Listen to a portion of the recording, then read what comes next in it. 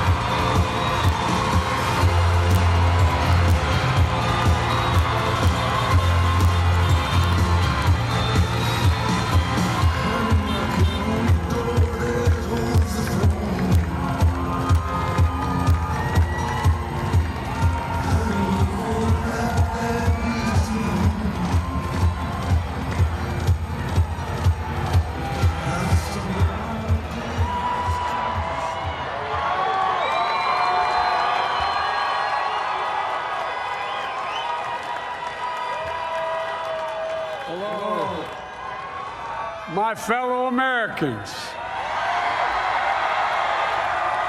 and the people who brought me to the dance, Delawareans.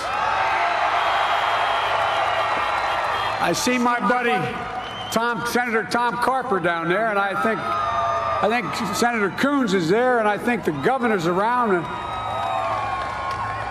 Is that Ruth Ann? And that former Governor Ruth Ann Minner. Most importantly, my sisters-in-law and my sister Valerie. Anyway. Folks, the people of this nation have spoken. They've delivered us a clear victory, a convincing victory, a victory for we the people. We've won with the most votes ever cast on a presidential ticket in the history of the nation. 74 million.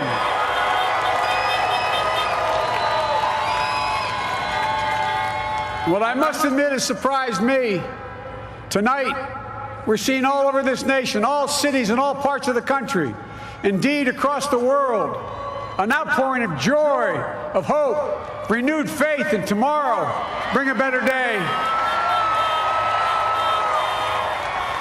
And I'm humbled by the trust and confidence you've placed in me. I pledge to be a president who seeks not to divide, but unify, who doesn't see red states and blue states, only sees the United States,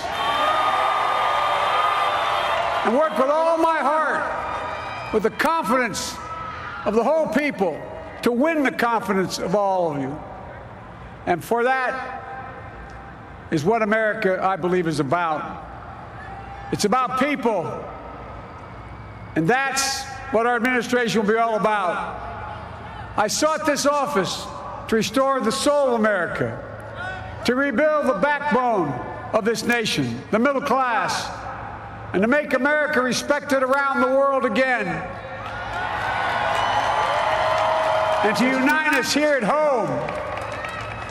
It's the honor of my lifetime that so many millions of Americans have voted for that vision.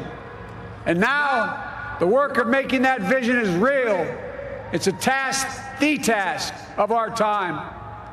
Folks, as I said many times before, I'm Jill's husband. And I would not be here without her love and tireless support of Jill, and my son Hunter, and Ashley, my daughter, and all our grandchildren, and their spouses, and all our family. They're my heart. Jill's a mom, a military mom, an educator, and she has dedicated her life to education. But teaching isn't just what she does, it's who she is. For American educators, this is a great day for y'all. You're going to have one of your own in the White House. And Jill's going to make a great First Lady. I'm so proud of her.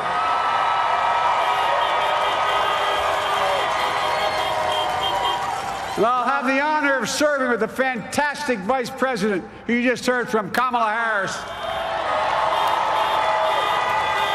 who makes history as the first woman, first black woman, the first woman from South Asian descent, the first daughter of an immigrant ever elected in this country. Don't tell me it's not possible in the United States. It's long overdue. And we're reminded tonight of those who fought so hard for so many years to make this happen. But once again, America's bent the arc of the moral universe more toward justice. Kamala, Doug, like it or not, your family, you become an honorary Biden, there's no way out. To all those of you who volunteered and worked the polls in the middle of this pandemic, local elected officials, you deserve a special thanks from the entire nation. And to my campaign team and all the volunteers and all who gave so much of themselves to make this moment possible, I owe you. I owe you. I owe you everything. And to all those who supported us, I'm proud of the campaign we built and ran. I'm proud of the coalition we put together, the broadest and most diverse coalition in history. Democrats, Republicans, independents, progressives, moderates, conservatives, young, old, urban, suburban, rural, gay, straight, transgender, white, Latino, Asian, Native American. I mean it, especially those moments, and especially those moments where this campaign was at its lowest ebb. The African-American community stood up again for me. You've always had my back, and I'll have yours. I said at the outset, I wanted to represent this campaign to represent and look like America. We've done that. Now that's what I want the administration to look like and act like. For all those of you who voted for President Trump, I understand the disappointment tonight. I've lost a couple times myself. But now, let's give each other a chance. It's time to put away the harsh rhetoric, lower the temperature, see each other again, listen to each other again. And to make progress, we have to stop treating our opponents as our enemies. They are not our enemies. They are Americans. They're Americans. The Bible tells us to everything there is a season, a time to build, a time to reap and a time to sow, and a time to heal. This is the time to heal in America.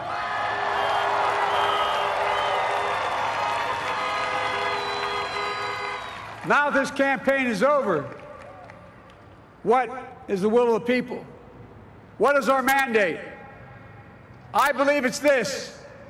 Americans have called upon us to marshal the forces of decency, the forces of fairness, to marshal the forces of science and the forces of hope in the great battles of our time. The battle to control the virus, the battle to build prosperity, the battle to secure your family's health care, the battle to achieve racial justice and root out systemic racism in this country, and the battle to save our planet by getting climate under control,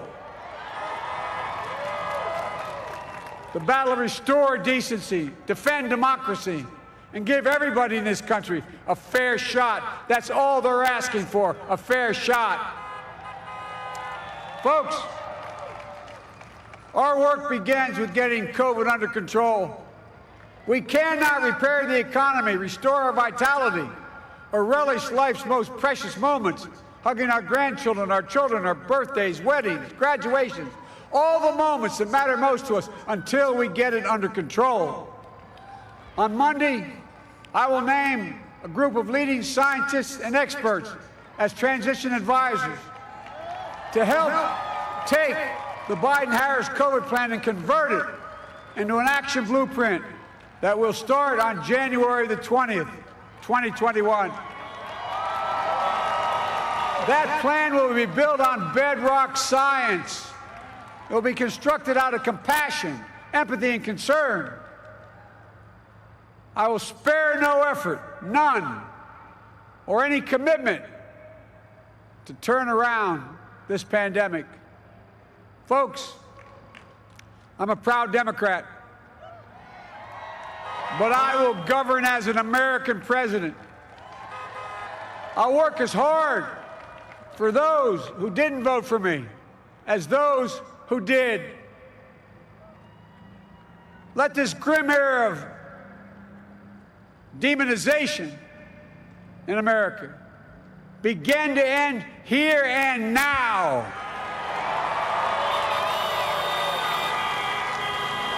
The refusal of Democrats and Republicans to cooperate with one another, it's not some mysterious force beyond our control. It's a decision, a choice we make. And if we can decide not to cooperate, then we can decide to cooperate. And I believe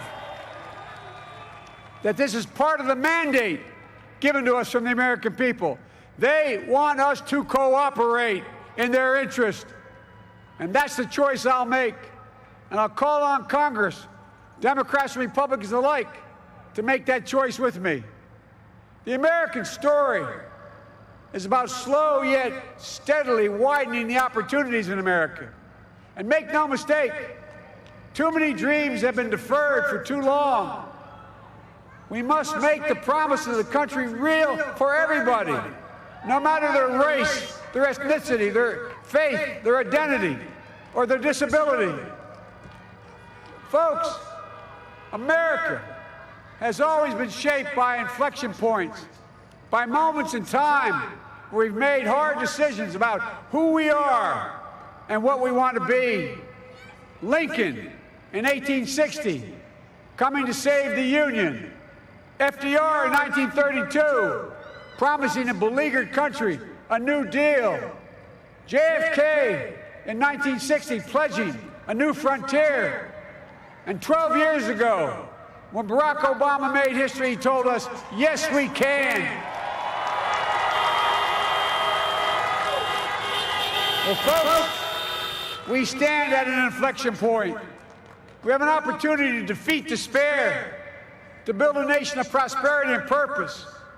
We can do it. I know we can. I've long talked about the battle for the soul of America. We must restore the soul of America. Our nation is shaped by the constant battle between our better angels and our darkest impulses. And what presidents say in this battle matters. It's time for our better angels to prevail. Tonight, the whole world is watching America. And I believe at our best, America is a beacon for the globe. We will lead not only by the example of our power, but by the power of our example.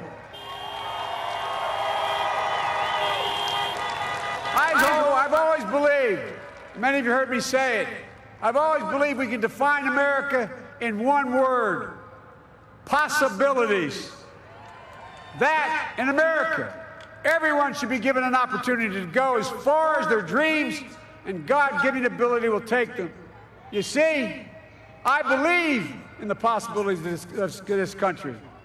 We're always looking ahead to an America that's freer and more just, ahead to an America that creates jobs with dignity and respect, ahead of America that cures diseases like cancer and Alzheimer's, ahead to an America that never leaves anyone behind, ahead of America that never gives up, never gives in.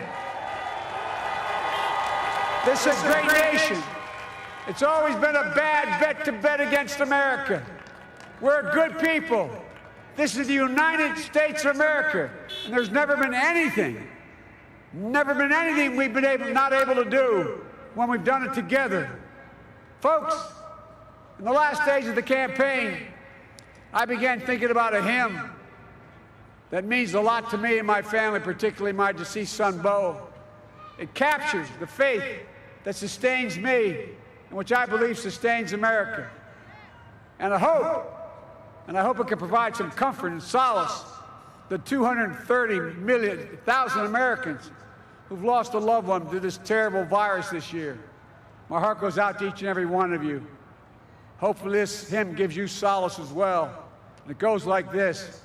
And he will raise you up on eagle's wings, bear you on the breath of dawn, and make you to shine like the sun, and hold you in the palm of his hand. And now together, on eagle's wings, we embark on the work that God and history have called upon us to do, with full hearts and steady hands, with faith in America and in each other, with love of country, a thirst for justice. Let us be the nation that we know we can be, a nation united, a nation strengthened, a nation healed. The United States of America, ladies and gentlemen, there's never been anything we've tried we've not been able to do. So remember, as my grandpa, our grandpapa used to say when I walked out of his home when I was a kid up in Scranton, he said, "Joey, keep the faith." And our grandmother, when she was alive, she yelled, "No, Joey, spread it. Spread the faith. God love you all. May God bless America, and may God protect our troops." Thank you, thank you, thank you.